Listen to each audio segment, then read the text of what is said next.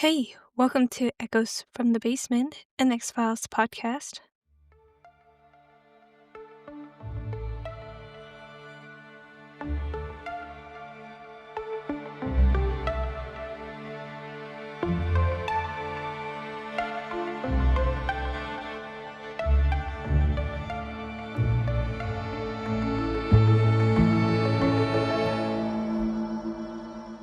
I'm your host, Alice, and today we're stepping out of Agent Scully and Mulder's world and into our own reality, where the strange isn't just theory, and the unexplained hides in plain sight.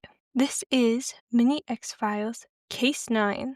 The sky is pitch black as you cruise through the night in your airplane. Just another business trip, you think to yourself as your eyes scan the darkness. Something distracts you, a flash of light in the distance. Before you can react, many metallic objects race right past your plane at impossible speeds. When you finally land, your mind can't even comprehend what you just witnessed. You struggle to find any words. You have no idea that this moment will shape the future forever. When you finally can speak, you mutter two words that will change everything forever. Flying saucer.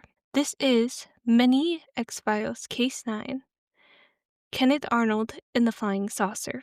Hey everyone, how's it going? I hope everybody's having a great week. And I just wanted to shout out my sources really fast before we get into the episodes. My first one is Kenneth Aronold by History.com. And my next one is Kenneth Aronold and the Origin of the Flying Saucer by Mike Huberty. I will link them in the description below. On June 24, 1947, Kenneth Aronold, who was an American pilot, was flying from Washington to Idaho. He decided last minute to change his flight path to help look for a missing Marine. On 9,000 feet in the air, he saw a flash of light near Mount Rainier. He then turns and sees 9 fine metallic shiny objects following each other in the sky. They were bright and circular, and one was even a crescent-shaped.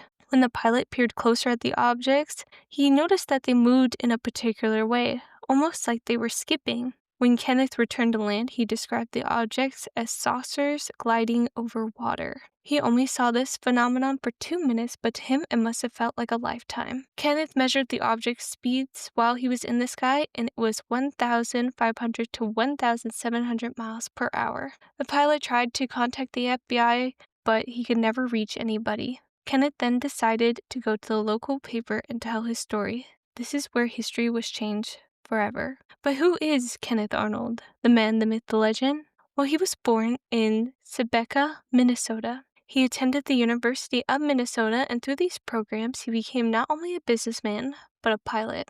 People loved him because he was professional, responsible, and honest. He gained his community's trust through being an Eagle Scout and working with the Red Cross. This is why many people believed his story, because why would Kenneth lie? He's such a pillar in the community. Once the story broke about the flying saucers in the sky, the government got involved. The military launched its own official investigation, and they were interested in Kenneth's story.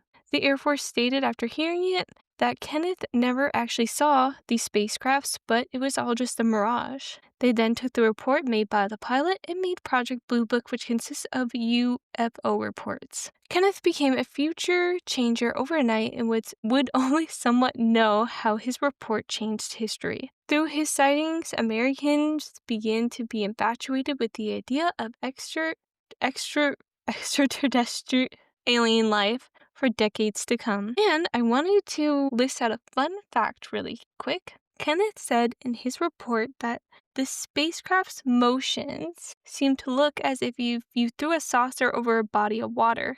The skipping motion, not a flying saucer. He never referred to the shape of the spacecraft. We kind of just got it wrong. And that's it. That's the story of Kenneth Aronold, the man who coined the term flying saucer, but not really. Anyway, thanks for listening, all you truth seekers, abductees, and X-Files enthusiasts. Be sure to like, subscribe, and share the show. And remember, the truth is out there. You just have to find it.